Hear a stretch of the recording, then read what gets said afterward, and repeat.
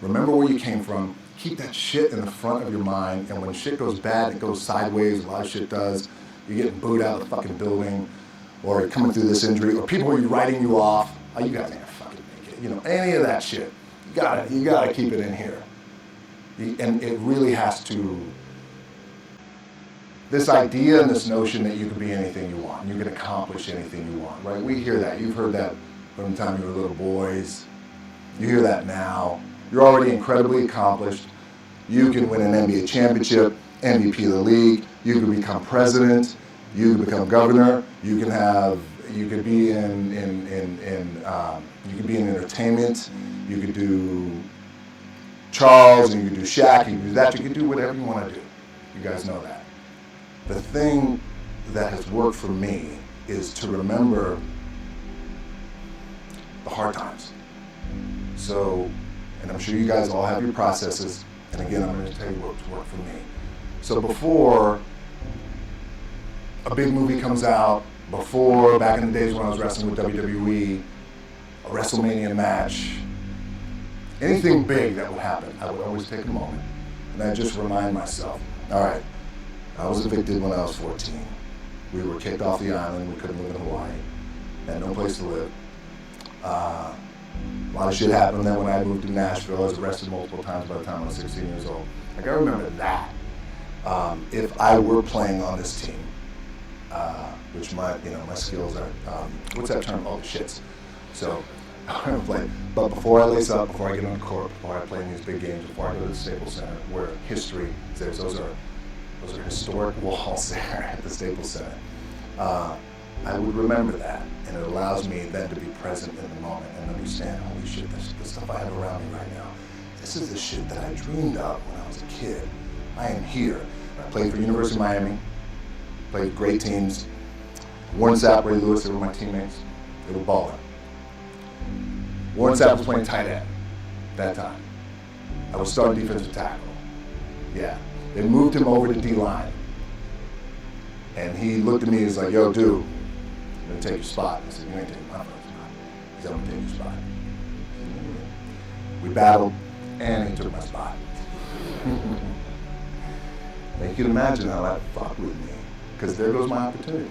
He went in, switched to defensive tackle, lit the world on fire. But what that did, it crushed me, it crushed my dreams. I had a piss poor senior year, zero production, no NFL, no combine invite, nothing. Finally went to the CFL, Calgary Stampeders, making $250 a week Canadian. I had to send that shit home to my wife at that time. I had no money. So I remember that. I got cut from Canada. I had $7 in my pocket. And I always tell that story. So now my production company is $7, advertising agency is $7, everything is $7. So I always remember that. What helps me is to keep the hard times in the front of my mind, because it allows me to go into these big moments that I've worked my ass off, and you guys have worked your ass off. It allows me to go into these big moments with a different perspective. What it also does for me, and again, this is what works for me. Like, I keep my back, excuse my language, my back is up against this motherfucker. Every day, it's against this fucking wall. Excuse my language. But it's up against this motherfucker because it's what I believe in. And when my back is against this motherfucker, then there's nowhere to go. But that way. That's it. So I feel like this could be something, an ideology mindset, that could help you. Could. If you look at it that way. Because you made it already. We made it. We're successful boys, and we're lucky boys to be where we're at. Well, you guys made it. Everybody's rich in the room. Nobody's going to get evicted anymore. Anything you got, there's no more money problems, right? You got a lot of hands out now. Hey, can I get a little bit? Can I get a little bit? Right? That happens. But when you make it, for me, I need this. I need this. So every day, my back is up against this motherfucker, and this is how I operate. Now, doesn't mean you don't smile. Doesn't mean you don't laugh and joke, quote, right? You're happy. I'm a happy guy. But when it comes to business, and when it comes to executing, it's up against this. And I gotta go that way. And I don't give a fuck who is in front of me. They're not gonna stop me. I feel like for me, it feels seamless because you prepared for so long. But it's just like you guys prepping for a game. That's the fun part. That's where it's like, fuck, it's fun, man. People are paying their hard-earned dollars to come see you. They're cheering, they're going bananas, they're booing the shit out of you on the road. That's fun. That's what you live for. I mean, that's the juice right there. The prep is where the character's made. And I just don't mean the character I play, I mean the character in here.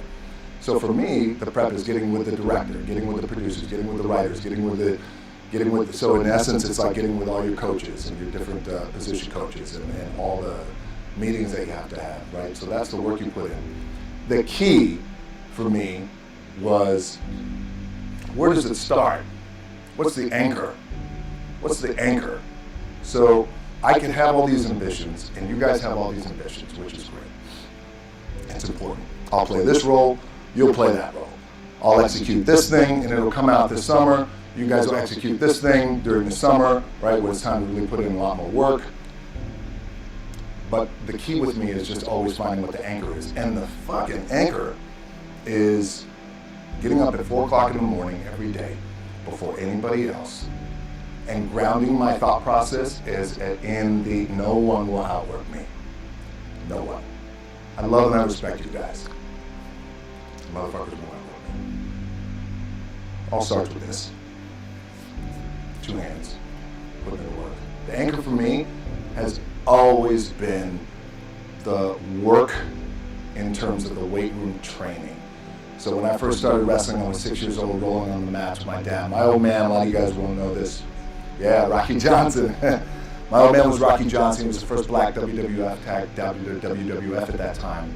First black WWE tag team champions with Tony Atlas back in 1983. My uncles were wild Samoans. I come from a long line of pro wrestlers. But before the wrestling part happened, I was just in the gym putting in the work. At 6 years old, rolling around on the mats. And finally when I could touch weights at 13, that's what I was doing. But the weight part for me and the gym part has always been, has to be the anchor. Look, at the end of the day, like again, it's the kind of stuff that I talked about at top is I have to hold on to my dad in his pickup truck came down 4 o'clock in the morning, picked me up in Miami from Tampa. We lived in a little shitty apartment in Tampa. He drove down in his little pickup truck to Miami to get me when I was cut from the CFL. I was driving up I-75. I don't know if you guys are from Florida, any of you guys, if you know, I-75 is like, especially down in Florida, Alligator Alley, I'll never forget it, it's 4 o'clock in the morning. And I thought, well, fuck. I leave home like you guys left home. I'm ready to tackle the world, get after it, achieve my dreams and goals. Fucking crushed by 22, 23 years old. Now I gotta move back in with my mom and dad. I played on great teams though. Wait a second, this is not supposed to be my future. I'm supposed to be in the NFL right now. I'm supposed to be making a lot of coin and buying my parents shit, buying me shit, taking care of my wife, but it never happened. So I pulled out my wallet, I thought, well, let me see how much money I have. I opened it up, I had a 5, a 1, and change. I'm not fucking around, and well, at least I rounded up to $7. But I thought, God, ain't this a bitch? I got $7 in my pocket. Where the fuck do I go now? What do I do? I can't go back to CFL, because the point comes where you hear that voice, big run's over. Like, you're done, right? So I heard that voice. So as Coach was saying, man, I hold on to that shit. I'm telling you, my back is up against this motherfucker. We laugh, we joke, we have a good time. Press is always fun to do. Sometimes you gotta make it fun. It's another thing. You gotta do your best to make press fun if you can. But my back is still up against this motherfucker. I do not forget it. What this also helps me do, and again, it works for me, is at some point, you gotta be fucking tired of not being number one. You have to be, and you gotta fucking play angry. And I play angry. Now, I'm cool and calm with my approach. And when I step out on my field, which is a set or like, there's some, and you're always gonna have haters, and haters are like, well, damn man, how many movies are you gonna make, or how much shit are you gonna do? Like, you do a lot of shit. I say, yes, it's my ambition. Of course, why not? I can do it. Yeah, I love what I do. And not only that, but in what world do we not work every day? It doesn't mean, it's just like you guys in the off season. You gotta work every fucking day. It doesn't end. My back is up against this thing, and I started to play angry. by the way, and I still play angry. My last match, Brock Lesnar, transitioned, and I realized if I had to be great at something, I wanted to be great in this world of Hollywood and movie making, and producing and entertainment, I had to commit, like you guys have to commit. Obviously, you commit to something, commit to the goal. So I quietly retired. 2 years later, I thought, what the fuck did I do with my career? Because my movies were not doing well. I was written off. I was like, it was around 2006, 2007. I was like, God damn. I left, I pulled a Jim Brown. I left when I was on top, like #1 in the wrestling business. And I left. It was a ballsy, gutsy, some call it stupid move. But I had to commit and I had to follow what was in my gut. And at that time, I'll share this with you guys, and Will Smith is my boy. And I sat down at that time with the agency I was with. They said, what do you want to accomplish? I said, I want to accomplish the world. I want the world, and I want Will Smith's career. And I said, and I mean this respectfully because I know he's here at this agency with us, I want to do it bigger and better.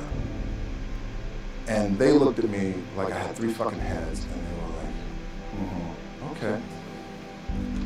But I still stayed focused, and I still had still put in the hard work with my 2 hands.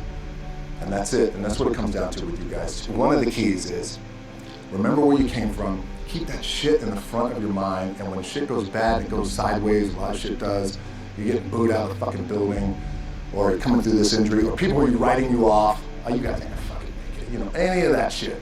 You gotta keep it in here. And it really has to, it should drive you.